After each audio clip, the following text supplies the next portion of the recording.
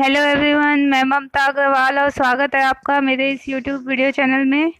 आज हम देखते हैं मैथमेटिकल इंडक्शन। क्लास 11th में एक टॉपिक है, एक चैप्टर है मैथमेटिकल इंडक्शन, गणितीय आगमन। क्या होता है गणितीय आगमन वो देखते हैं। सबसे पहले स्टार्ट करते हैं, जो एक नया वर्ड है मैथमेटिकल इंडक्शन, इसका मतलब क्या होता है वो देखते हैं। एक्चुअल में जो ये मैथमेटिकल इंडक्शन है वो एक टूल है, यानी एक औजार है। किस प्रकार से एक औजार है? जैसे कि हम सब्जी काटने के लिए चाकू का इस्तेमाल करते हैं, पेपर काटने के लिए कैंची का यूज़ करते हैं, इसी प्रकार से मैथमेटिकल इंडक्शन एक ऐसा टूल है जिसमें मैथमेटिकल स्टेटमेंट को प्रूफ किया जाता है। अब ये मैथमेटिकल स्टेटमेंट क्या होता है? अक्सर हम कहते हैं कि ये क्वेश्चन इस फॉर्मूले से बन जाएगा, वो क्वेश्चन में अरे उस क्वेश्चन में ये फॉर्मूला लगा दो फट से बन जाएगा। इसका क्या मतलब है? फॉर्मूला आखिर है क्या? फॉर्मूला एक टूल है, एक औजार है जो बहुत सारे वैल्यूज के लिए सही होता है। यानी फॉर्मूला जो एक ऐसा टूल है विच holds true for set of values. Suppose हमसे पूछा जाए या आपसे पूछा जाए कि फर्स्ट 50 नंबर्स का सम क्या होगा, यानी कि अगर हमसे पूछा जाए कि 1 + 2 + 3 + 50 इक्वल टू व्हाट, तो कैसे करेंगे? हम पहले इसको हम ऐड करेंगे, जोड़ेंगे। 1 + 2 3, 3 + 3 6, ऐसा करते करते हमको कितना टाइम लग जाएगा। तो हम क्या करेंगे, इसके लिए फट से हम बोल देंगे कि इसमें फॉर्मूला लगा देते हैं, ये बन जाएगा। कौन सा फॉर्मूला लगा देंगे? n + 1/2। तो यहाँ पर हमने जो फॉर्मूला लिया इससे हम 50,000 तक के नंबर का सम निकाल लेंगे। तो बट ये जो मैथमेटिकल स्टेटमेंट है वो है क्या चीज़? ये जो मैथमेटिकल स्टेटमेंट जो है वो एक्चुअल में फॉर्मूला को ही कह रहे हैं हम मैथमेटिकल स्टेटमेंट। जो जिसका रहेगा उसके हिसाब से वो हम स्टेटमेंट प्रूफ करेंगे। और अगर ये स्टेटमेंट को प्रूफ करता है तो मैथमेटिकल इंडक्शन की मदद से ले सकते हैं हम इसको। अब इसमें हम जैसे मैंने क्या कहा कि अगर हमें एक इसमें निकालना रहे 1 to 50, फर्स्ट 50 नेचुरल नंबर्स का सम लेना रहे, तो हम इसमें डायरेक्ट फॉर्मूला लगा देंगे n × n + 1/2। क्या फॉर्मूला लगा देंगे? n × n + 1/2। ये फॉर्मूला डायरेक्ट लगा करके निकाल लेंगे। अब इसको हम डिटेल में तो कैलकुलेट कर नहीं रहे हैं, सीधा फॉर्मूला लगा दे रहे हैं। तो बिना कैलकुलेट किए आखिर ये फॉर्मूला काम कैसे करेगा? अब हम इसी वो देखते हैं कि बिना कैलकुलेट किए, हमें कैलकुलेट नहीं करना है हम कि इसमें हम रख दिए और निकाल दिए, नहीं, हमको बिना कैलकुलेट किए फॉर्मूला यूज़ करना है। कैसे करना है वो हम देखते हैं। तो अब हम देखते हैं कि अब इसके नाम पे हम फोकस करते हैं। इसका नाम क्या है? इसका नाम है मैथमेटिकल इंडक्शन। अभी हमने क्या देखा कि हम जो है फॉर्मूला यूज़ करके निकालते हैं, लेकिन फॉर्मूले को यूज़ करते हैं तो फॉर्मूला को यूज़ करने के लिए हम मैथमेटिकल इंडक्शन की मदद से इसको हम करेंगे, फॉर्मूला को यूज़ करेंगे। तो मैथ्स में एक जैसे इसका नाम है मैथमेटिकल इंडक्शन, यहाँ पर एक वर्ड आ रहा है इंडक्शन। इंडक्शन का मतलब होता क्या है वो देखते हैं हम। जैसे मैथ्स में एक दो वर्ड होते हैं, एक होता है इंडक्शन और दूसरा होता है डिडक्शन। एक होता है इंडक्शन और दूसरा होता है डिडक्शन। ठीक है, मैथ्स में ये दो वर्ड होते हैं, इंडक्शन और डिडक्शन। तो इंडक्शन और डिडक्शन, सबसे पहले हम देखते हैं डिडक्शन क्या होता है। डिडक्शन मीन्स होता है, जैसे अगर हम मैथ्स की लैंग्वेज में बोले तो ये होगा जनरल टू स्पेसिफिक, और अगर इंडक्शन देखा जाए तो स्पेसिफिक टू जनरल। यानी अगर हम डिडक्शन को हिंदी में बोले तो क्या होगा? वो कटौती यानी कि कम होना। ठीक, अब जनरल टू, हमने क्या कहा? डिडक्शन का मतलब क्या हो रहा है? General to specific. General to specific, और इंडक्शन का मतलब है specific to general, just opposite इसका। अब इसको हम कैसे क्या बताना चाहते हैं वो देखते हैं। डिडक्शन यानी तो हमको पता है क्या होता है, कटौती। कटौती यानी कम होना। जनरल यानी जैसे इसमें एक वर्ड आ गया जनरल टू स्पेसिफिक, यानी बहुत सारे के लिए जो चीज था अब किसी पर्टिकुलर किसी एक के लिए अगर हम कर देते हैं तो वो डिडक्ट हो गया। बहुत सारे के लिए था तो किसी एक खास के लिए कर दिए तो ये हो गया डिडक्शन। और इंडक्शन क्या हुआ कि किसी स्पेसिफिक से लेकर किसी एक पर्सन से लेकर के हम उसको जनरलाइज कर दे, सब पे लागू कर दे, तो वो हो गया इंडक्शन। अभी हमको यही पढ़ना है, स्पेसिफिक टू जनरल। अब इसको पहले हम अच्छे से समझ लेते हैं कि ये डिडक्शन और इंडक्शन होता क्या है।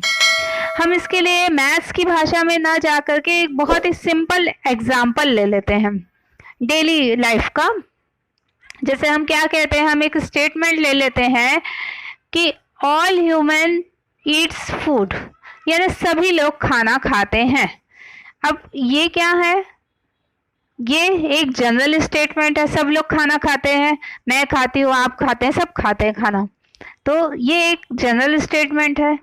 इसके बाद अगर कहा जाए राम इज ह्यूमन, यानी राम एक मानव है, सभी मानव फूड खाते हैं, खाना खाते हैं, और बोल दिया जाए कि राम एक ह्यूमन है, तो इससे क्या पता चल रहा है कि राम भी खाना खाता है। अब यहाँ पर क्या हुआ, जनरल से हम आए एक स्पेसिफिक यानी कि राम पे आए। राम एक स्पेशल हो गया, पर्टिकुलर पर्सन हो गया। तो यहाँ जनरल हमने जो स्टेटमेंट लिया और बताया कि राम एक ह्यूमन है, इससे क्या पता चला, दोनों का जब कांटेक्ट हुआ तो राम ईट्स फूड, ये डिडक्शन कहलाएगा। ये क्या कहला देगा, डिडक्शन। यानी हम जो बोल रहे हैं, पहला हमने क्या लिया कि ऑल ह्यूमन ईट्स फूड, सभी जो हैं वो खाना खाते हैं, और उसके बाद बताए कि राम इज ह्यूमन। इसके बाद हमने बताया कि राम इज ह्यूमन और all human beings eat food. इससे पता चल गया कि राम ईट्स फूड। यानी इन दोनों से क्या पता चला, दोनों स्टेटमेंट से ऑल ह्यूमन ईट्स फूड और राम इज ह्यूमन, इससे ये हमको पता चला कि राम ईट्स फूड, ये डिडक्शन हो गया। और इसके जस्ट ऑपोजिट होता है इंडक्शन। यानी जैसे राम ईट्स फूड लेते हैं हम, और जैसे हम इसका जस्ट ऑपोजिट जैसे हम लेंगे इंडक्शन, तो इंडक्शन में क्या हो जाएगा, जैसे Ram Yeats food, Sita Yeats food, फिर मोहन ईट्स फूड, ये जो है गीता ईट्स फूड, इन सब से मिल कर के हमको क्या पता चल रहा है, ये भी जो है खाना खा रहा है, ये भी सीता भी खाना खा रही है, मोहन भी खाना खा रहा है, गीता भी खाना खा रही है। यानी कि ये एक जनरलाइज इससे हो रहा है कि ये सब क्या है, ह्यूमन बीइंग्स है। और ह्यूमन बीइंग्स है मतलब कि ये जो है जितने भी मानव जाति के लोग हैं वो खाना खाते हैं, फूड ईट करते हैं, इससे हमको पता चल गया।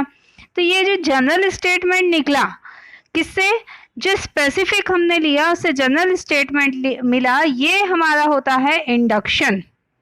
और अभी हमें यही करना है, स्पेसिफिक से जनरल की तरफ जाना है। मतलब अगर हम यहाँ क्या करने वाले हैं कि मैथमेटिकल स्टेटमेंट, जो हमें मैथमेटिकल स्टेटमेंट दिया हुआ है उसे हम बहुत सारे स्पेसिफिक केसेस के लिए प्रूफ करेंगे।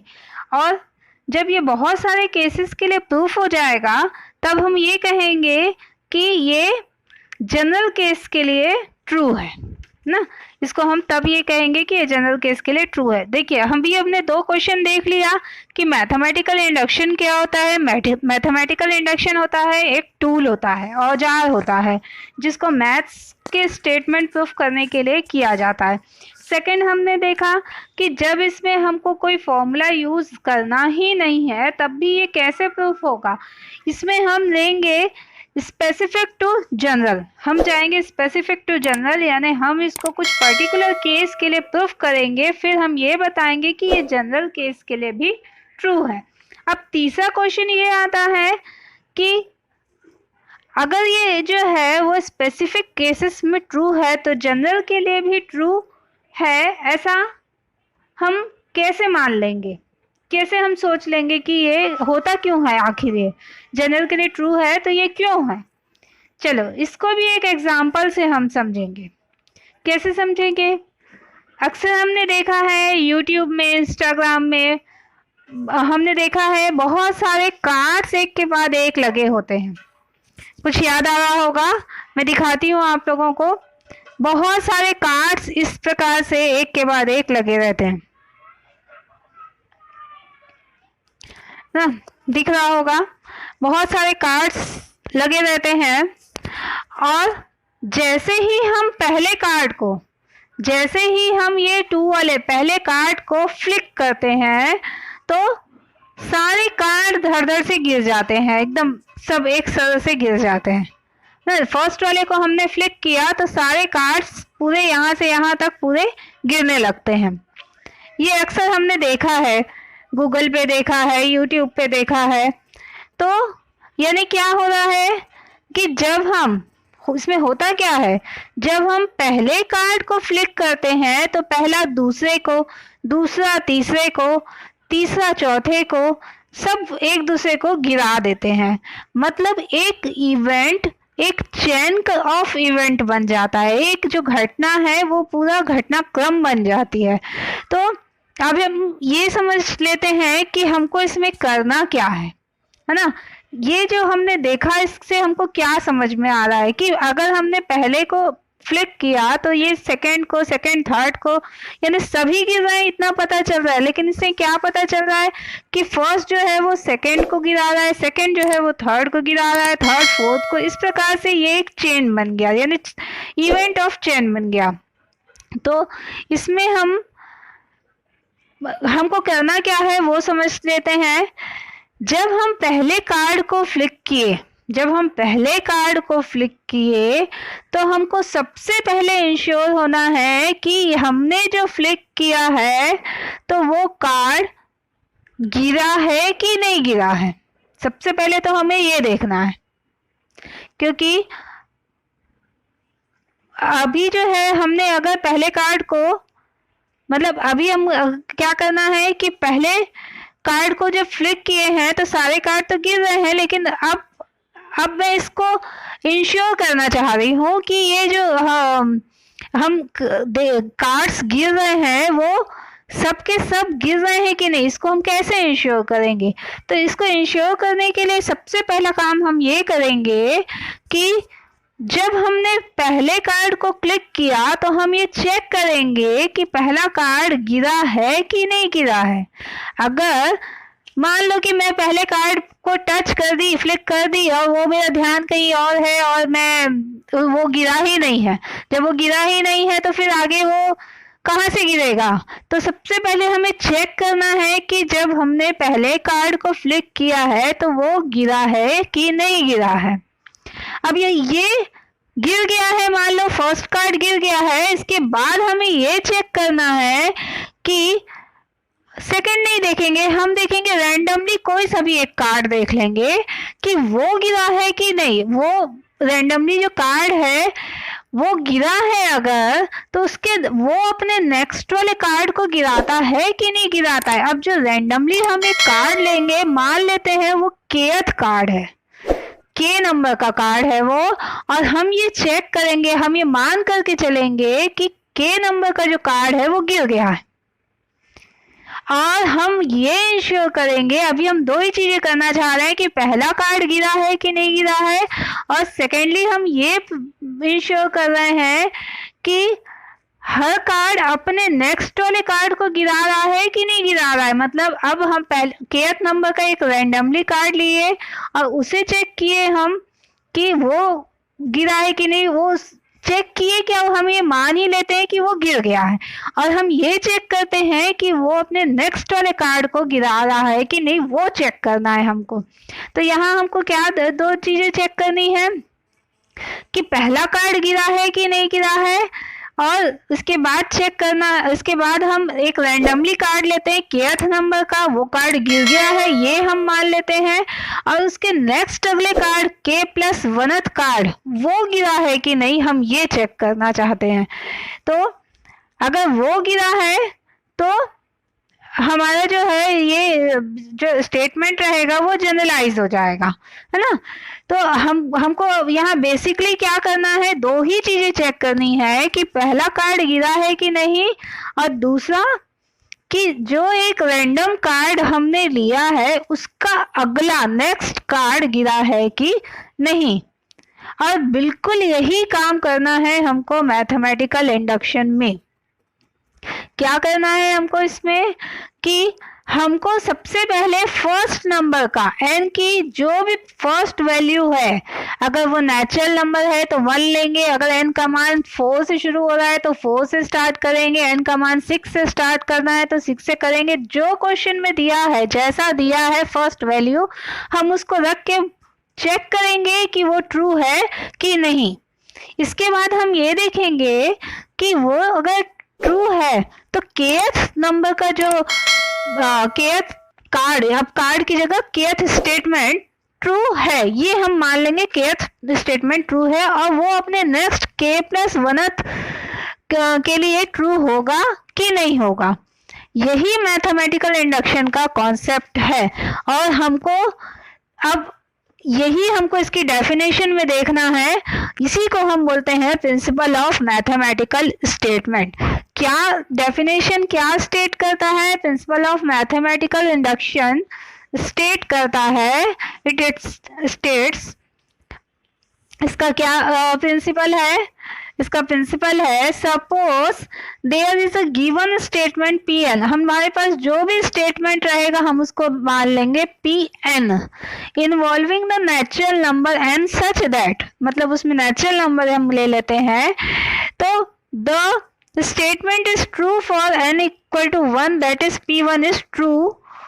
पहले हम ये चेक करेंगे कि 1 के लिए ट्रू है कि नहीं। सेकंड में हमको क्या चेक करना है कि जो स्टेटमेंट है वो n = k के लिए ट्रू है, ये हम मान करके चलते हैं।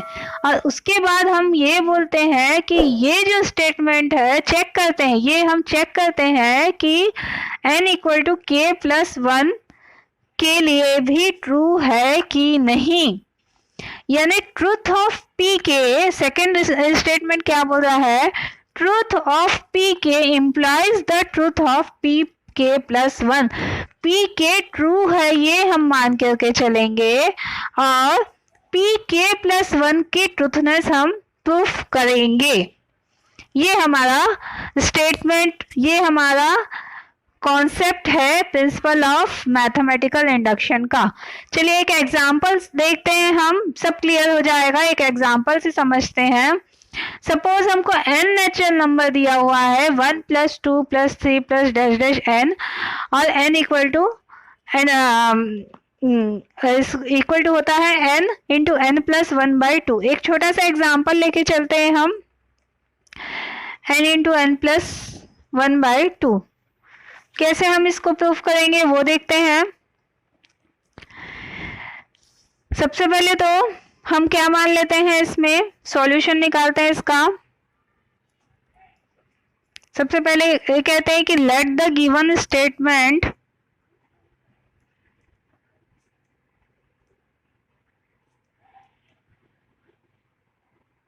B Pn, that is Pn = 1 + 2 + 3 + dash dash dash n = n × n + 1/2। ये हमने ले लिया। अब इसको हम फर्स्ट चेक करेंगे P1, यानी हम इसमें क्या पुट करेंगे, फॉर n = 1। n = 1 के लिए हमको चेक करना है LHS, देखते हैं हम क्या आएगा। LHS यानी P1 P1 इक्वल टू हो जाएगा, यहाँ कितना वैल्यू आएगा, एक ही लेना है हमको, यानी ये आ गया 1, P1 आ जाएगा 1। इसके बाद क्या करेंगे, हम RHS चेक करते हैं। RHS में क्या आ जाएगा, ये है RHS, RHS में हो जाएगा P1 equal to 1 into 1 plus 1 by 2, यानी 1 इंटू 2 बाई 2, 1 इंटू 2 बाई 2 1। ये हो गया n equal to 1।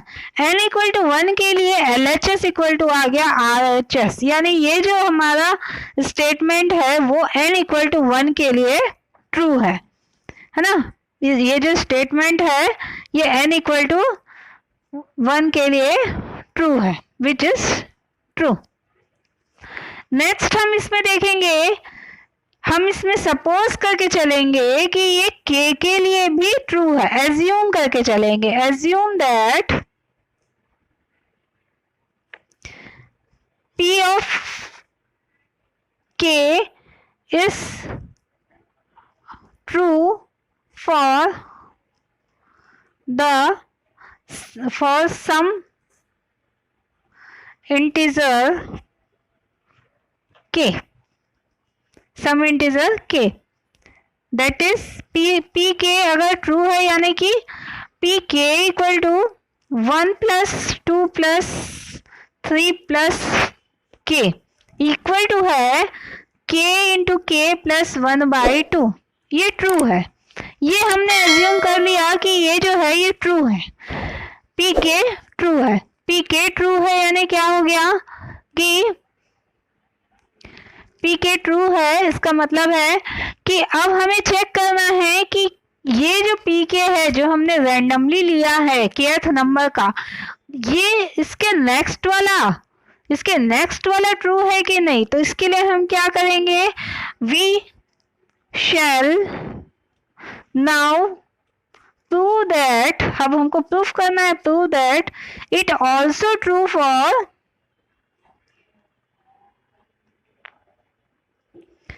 P of k plus 1, P k plus 1 के लिए भी ये ट्रू है, ये हमें प्रूफ करना है। ये प्रूफ करने के लिए हम क्या करते हैं, यहाँ रखते हैं P k plus 1, P k plus 1 equal to क्या आ जाएगा, 1 plus 2 plus 3 plus up to k plus 1। k के पहले वाला जो रहेगा वो होगा k, ये जो टर्म है क्या रहेगा k प्लस 1 इक्वल टू, इसमें क्या आ जाएगा, ये तो हमारा हुआ LHS पहले लेके चल रहा है। अब हमको पता है कि ये जो ट्रू है किसके लिए ट्रू है, ये k प्लस 1 के लिए, k तक के लिए ट्रू है, यानी कि यहाँ से यहाँ तक के लिए तो ये जो वैल्यू है ये ट्रू है। ट्रू है मतलब इसकी प्लेस पे हम रख सकते हैं इसको k into K plus 1 by 2 plus ये k प्लस 1 हो जाएगा। इसको सॉल्व करेंगे, k प्लस 1 बाई 1 है एक्चुअल में, ये k प्लस 1 कॉमन ले लेते हैं हम, क्या बचेगा अंदर k plus k by 2 plus 1, यानी k plus 1 into K plus 2 by 2। बहुत ही सिंपल कैलकुलेशन है, बहुत मुझे करके नहीं दिखाना पड़ेगा, ये आप लोग खुद ही कर लेंगे, बहुत ही सिंपल कैलकुलेशन है ये हमारा आया। अब इसमें हम RHS चेक करते हैं कि RHS क्या आएगा। RHS में क्या है, n into n plus 1 by 2, यानी n के प्लेस पे हमको रखना है p k प्लस 1, तो आ जाएगा k प्लस 1, n के प्लेस पे k plus 1 into K plus 1 plus 1 by 2, इसका मतलब हो गया k plus 1 into K plus 2 by 2। तो LHS इक्वल टू RHS हो गया, देख लीजिए, चेक कर लीजिए, LHS इक्वल टू RHS, यानी it also true for k plus 1, यानी ये जो स्टेटमेंट है वो n की सारी वैल्यूज के लिए ट्रू होगी। ये 1 के लिए ट्रू थी, इसके बाद हमने लिया k के लिए ट्रू है, और उसके बाद लास्ट में हमने ये प्रूफ किया कि ये k प्लस 1 के लिए भी ट्रू है, यानी जो हमारा जो स्टेटमेंट था पी एन, ये जो है एन के सभी नेचुरल नंबर के लिए ट्रू होगा। इस प्रकार से हम मैथमेटिकल इंडक्शन को अप्लाई करेंगे। इसके आगे एनसीईआरटी के क्वेश्चंस देखने के लिए मैं नेक्स्ट वीडियो जरूर देखिए। Thank you for watching my channel. मेरे चैनल को लाइक और सब्सक्राइब करना मत भूलिए। Thank you.